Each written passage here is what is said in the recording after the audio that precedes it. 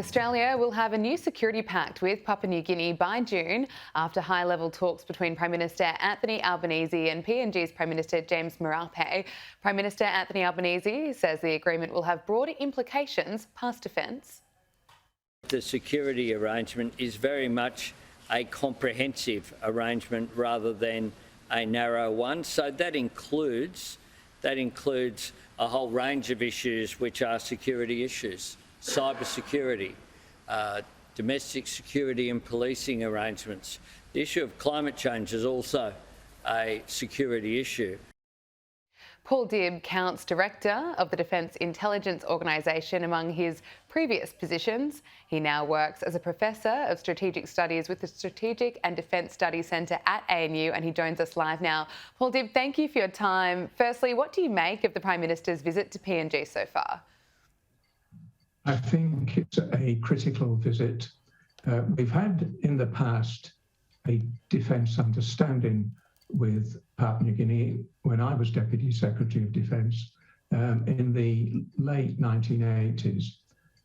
This one sounds to me much more like a formal agreement. And you heard the Prime Minister say it obviously focuses on protecting Papua New Guinea's sovereignty. It talks about increased defence cooperation, including training, personnel exchanges and joint exercises. And listen to this one, and information sharing.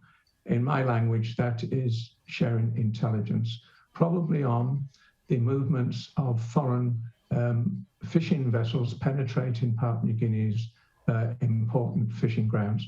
And you heard the Prime Minister also talk about, in addition to these clear defence issues, there is climate security, and he didn't mention there's also the issue of economic coalition. So this is a very important new security pact. Let's remember that Papua New Guinea is by far the largest country in the South Pacific. Its population now, by the way, approaches 9 million. That is almost twice the population of New Zealand. This is crucially located close to our northern approaches at Cape York. How crucial is this pact for Australia's security? And as you were touching on, the aspect of sharing intelligence, is that one of the most important aspects of this pact? Look, I wouldn't overstress the intelligence. Papua New Guinea is not and will not be foreseeably a member of the Five Eyes community. But if we're providing information, as I've said, about maritime surveillance, which is crucial for the growth and prosperity of Papua New Guinea's economy, then it's about time we increase that provision of that information. Having said that, we need to remember that Papua New Guinea is not only, as I've said, the largest country in the South Pacific by area and by population.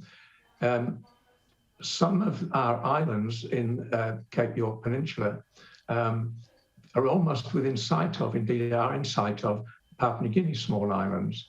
And our bigger islands are only 20 kilometres from the mainland of Papua New Guinea. So, the geography alone says it will be eternally a country of great interest to us.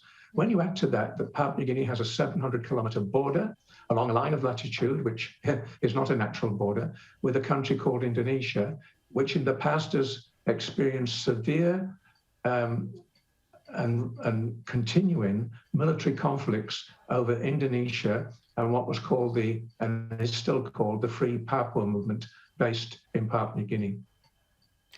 Is this pact one of the best ways Australia can push back against China's growing influence in the Pacific? Yes, you'll notice, however, that both Prime Ministers, and including the Papua New Guinea Prime Minister, made it clear that he said that China was not discussed. Well, whether that was the case or not, we'll have to take his word. But it's in our interests not to see an aggressive expansionist communist country like China penetrating and getting too close to Papua New Guinea. I understand it is already building a military hospital in Papua New Guinea. That would not be okay, would be direct and intense military cooperation, let alone the building of any Chinese military capabilities in Papua New Guinea. Professor Paul Dibb, appreciate your insights and analysis this afternoon.